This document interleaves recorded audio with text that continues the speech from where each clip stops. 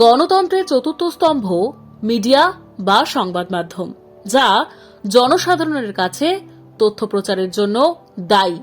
তাহলে কেন খুন হতে হলো ৩২ বছর বয়সী সাংবাদিক মুকেশ চন্দ্রাকারকে?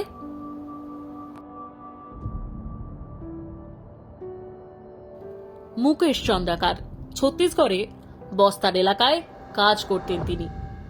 ১ জানুয়ারি ২০২৫ নতুন বছরের প্রথম দিনেই তাকে দেখা গিয়েছিল বিজাপুরের পূজারিপাড়া এলাকায়, এবং ২রা জানুয়ারি ২০২৫ অর্থাৎ পরের দিনই মুকেশের ভাই যুকেশ থানায় একটি মিসিং ডায়েরি করেছিলেন।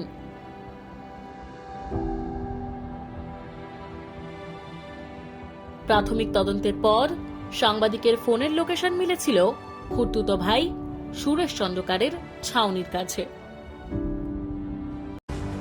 ছত্তিশগড়ের আদিবাসী ও প্রান্তিক সম্প্রদায়গুলিকে নিয়ে করা নির্ভীক সাংবাদিকতার জন্য সুপরিচিত ছিল মুকেশ চন্দ্রাকার। তিনি তার স্বাধীন সাংবাদিকতার জন্য প্রয়োজনীয় সাহসের প্রতিমূর্তিও তৈরি করেছিলেন। যে সমস্ত গুরুতর বিষয়গুলির প্রতি মূলধারার সংবাদ মাধ্যম ফিরেও তাকায় না, সেই বিষয়গুলি সামনে তুলে আনতেন তিনি।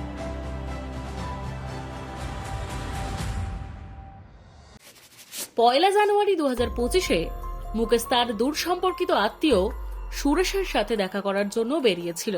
তারপর দুদিন নিখোঁজ থাকার পর সেপটিক ট্যাঙ্ক থেকে উদ্ধার হয় তার মৃতদেহ।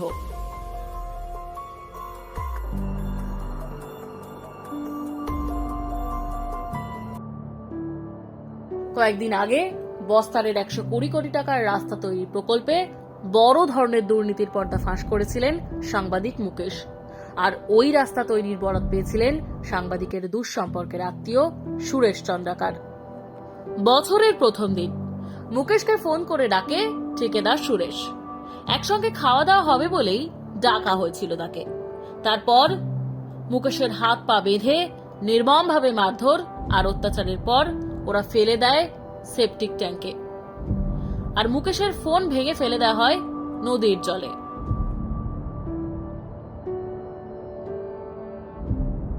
ময়না তদন্ত করতে গিয়ে হাত পা কেঁপেছিল ডাক্তারদেরও। লিভার ৪ টুকরো, হার্ট ফাটা, মাথায় ১৫টি ফ্র্যাকচার দেখা গিয়েছিল মুকেশের দেহে।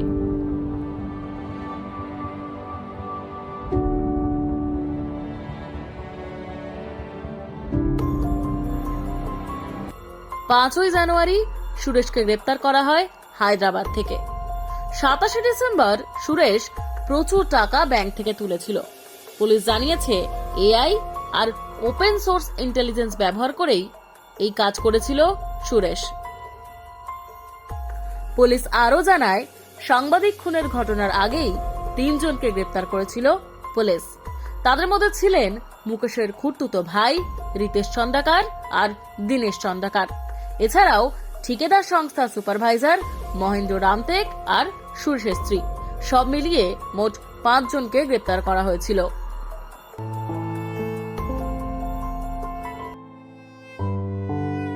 সাংবাদিক মুকেশ চন্দ্রাকারের খুন কার্যত নাড়িয়ে দিয়েছে গোটা দেশকে। নৃশংসভাবে খুন করা হয়েছে ওই সাংবাদিককে।